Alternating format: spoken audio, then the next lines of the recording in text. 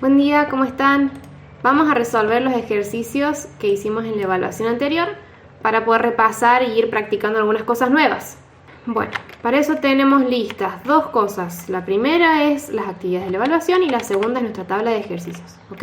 Así que tengan la mano ustedes también. Vamos a ir resolviendo acá con la ayuda de un lápiz virtual. Bueno, lo primero que tenemos que hacer es definir un movimiento que veamos en la historieta de abajo, es decir, esta que tenemos acá, que tiene dos viñetas. Cada una de las viñetas son estos cuadraditos o ventanitas donde tenemos los dibujos y lo que está pasando. Como tenemos dos viñetas, sabemos que lo que está acá pasó en la viñeta 1 y lo que está acá en la viñeta número 2. Tenemos que recordarnos que un movimiento siempre es producido por una fuerza, además que tiene que haber un periodo de tiempo en el que transcurre ese movimiento y que tiene que haber un cambio de posición. Ese cambio de posición nosotros lo vamos a determinar usando un sistema de referencia. Bien, ahora que tenemos esto anotado, vamos a buscar dónde está el movimiento en esta historieta. Fíjense que tenemos varias cosas. Primero, tenemos este gato que después está acá más arriba. Tenemos este pajarito que ahora levantó el pico. Tenemos podríamos decir, el pico que se abrió también es otro movimiento. Tenemos este que parece una hormiga, una ramita, que estaba en el pico y ahora está cayendo. Así que tenemos varios movimientos que podríamos usar para esto. Ahora, ¿cómo estamos seguros de que son un movimiento? Tenemos que revisar estas tres cosas. Por ejemplo, en el caso del gato, la fuerza que está produciendo este movimiento hacia arriba es la de sus propios músculos. Entonces, nosotros vamos a tener los músculos del gato que están actuando, produciendo la fuerza. Además, tenemos un periodo de tiempo, que es el que se da entre estas dos viñetas. Entonces, podríamos decir que el periodo de tiempo está entre la viñeta 1 y la viñeta número 2. ¿Cuál es el cambio de posición?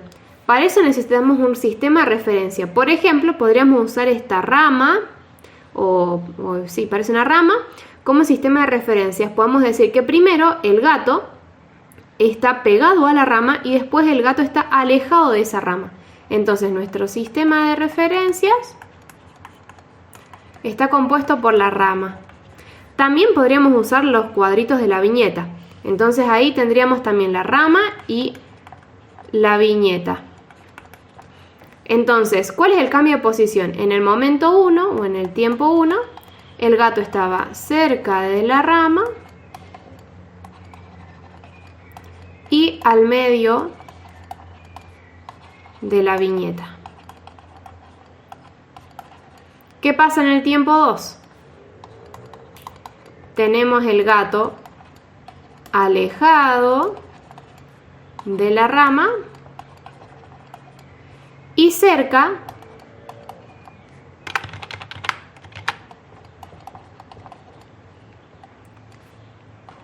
a la parte superior de la viñeta.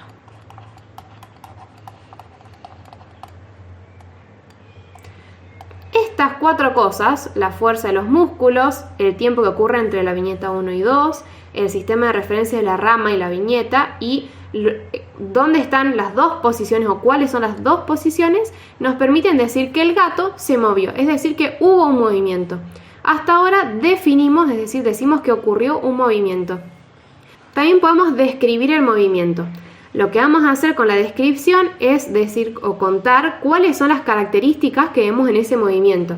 Recuerden que nosotros encontramos el gato que estaba en movimiento. Para describirlo, nosotros podemos usar varios puntos. Por ejemplo, podemos decir cómo es su trayectoria. Hay trayectorias rectas, es decir, que van en una línea recta, supongamos que está recto. Puede haber trayectorias curvas, trayectorias en espiral, trayectorias circulares. Todos estos son movimientos que tienen diferentes, podríamos decir, caminos también.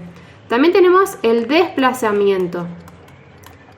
El desplazamiento, recuerden que habíamos visto nosotros que es la diferencia entre los dos puntos. Entonces, vamos a verlo al desplazamiento entre el punto 1 y el punto 2. Y vamos a calcular cuál fue el cambio total del movimiento que ocurrió ahí. Por ejemplo, acá tenemos que el desplazamiento coincide con la trayectoria. en una trayectoria curva o en espiral o en círculo, no. Solamente vamos a ver cuánto fue que se movió este gato. Entonces, por ejemplo, podríamos calcular usando el punto de posición estando cerquita de la rama y después arriba cerca de la viñeta.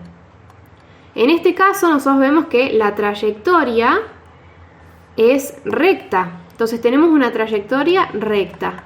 Además podemos decir que está orientada verticalmente. Y que el desplazamiento fue hacia arriba.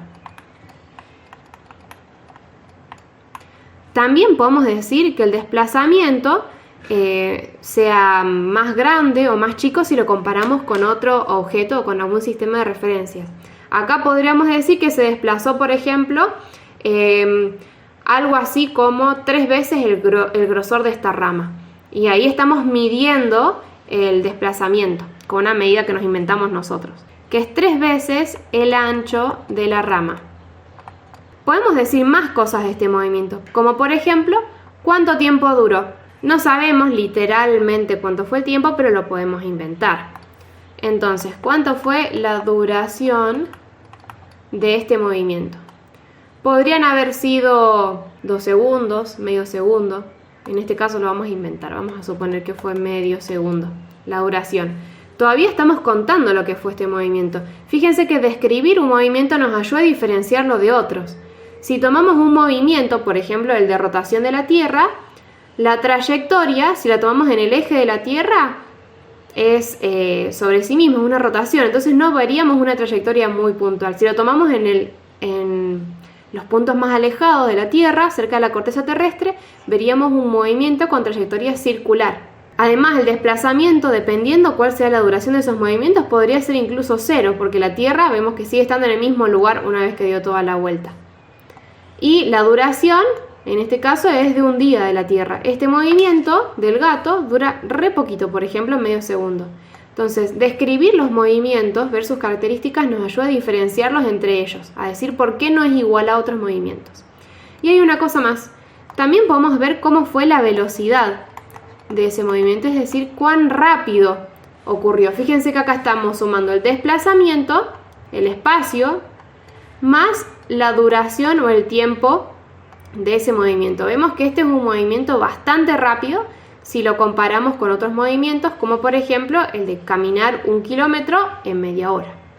También podemos decir cómo está variando esta velocidad. Por ejemplo, ¿es todo el tiempo igual o en algún momento es más lento el movimiento? Para mí, al principio, por ejemplo, podemos decir que es más lento y que cuando ya está en el aire le es más fácil al gato terminar de empujar, pero en una de esas es al revés. Podemos suponer que la velocidad fue constante, si les parece. Y además que la velocidad, entonces vamos a decir que la velocidad no cambió, que no hubo aceleración. Todo eso nos ayuda a describir este movimiento. Si describiéramos este pastito o esta hormiga que está cayendo, podemos decir que la velocidad va a ir aumentando gracias a la fuerza de la gravedad, la aceleración de la gravedad.